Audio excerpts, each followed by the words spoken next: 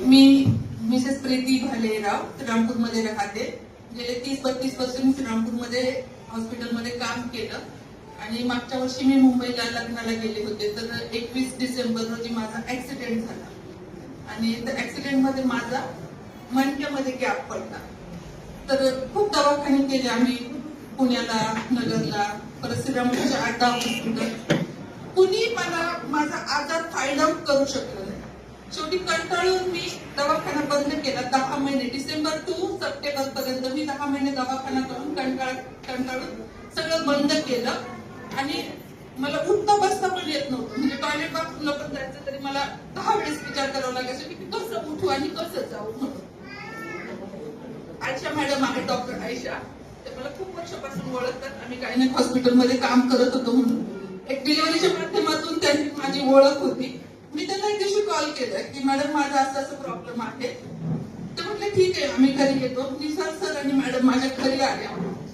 सांगायचं plus point म्हणजे माझ्याकडे 1 रुपया पण नव्हता, कारण मी 4-4.5 लाख रुपये 10 महिन्यात घालवले होते आणि त्यांनी मला तसेच औषधं दिले.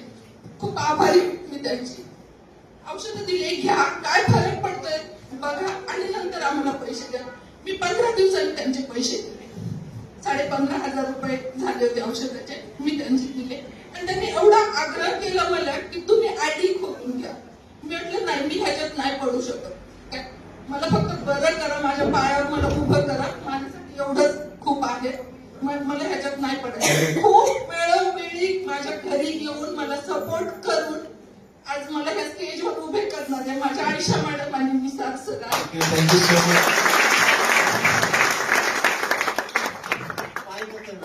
आता तुम्ही पाहिलंय, मी नाही सांगते. प्लस मला बसू शकत नव्हते औषध सुरू केलं, हे पण सांगते. औषध सुरू केलं 15 दिवसांनी मला डेंग्यू, चिकनगुनिया आणि सांधेवाताची टेस्ट माझी पॉझिटिव्ह आली. औषध सुरू केलं ना, नीट ऐका. औषध सुरू केल्यानंतर सेंट लूक हॉस्पिटलमध्ये मला 8 दिवस ऍडमिट केलं. मोठं हॉस्पिटल आहे श्रीरामपूरमध्ये. ऍडमिट केलं आणि ऍडमिट केल्याच्या नंतर डॉक्टर लोक शॉक झाले. काय झाले? डेंग्यू मध्ये प्लेटलेट एकदम कमी होतात. माझ्या प्लेटलेट रोज वाढत होत्या. 95 कारण मी ऑलरेडी 95 घेत होते. आणि मॅडम मी फोन केला, म्हणजे मॅडम मी डेंग्यू पॉझिटिव्ह, खूप स्ट्रॉंग पॉझिटिव्ह, मी आता काय करू? मॅडम म्हटले 95 चालू ठेवा. आम्ही तिथं हॉस्पिटलमध्ये गुपचूप माझी मुलगी मला आणून द्यायची, पहाटेची यायची, ती द्यायची, परत संध्याकाळी पण तसं 2 टाइम घ्या म्हटलं मॅडम. आणि खूप सपोर्ट झाला मला मॅडमचा त्यावेळेस. आणि मॅडम त्याचे डॉक्टर ट्रीटमेंट करणारे होते, ते शॉक झाले की तुमच्या प्लेटलेट 30,000, 50,000, 64,000 कसे काय वाढतात? डेली ते काउंट करावं लागतं प्लेटलेटचा. सगळ्यांना माहित असेल, तर डॉक्टर नर्स कुणी असतील.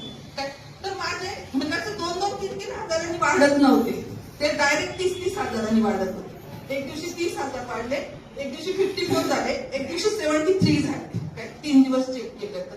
आणि आज आयशा मॅडम आणि निसार सरांचे खूप आभार आणि टीमचा पण खूप सपोर्ट आहे.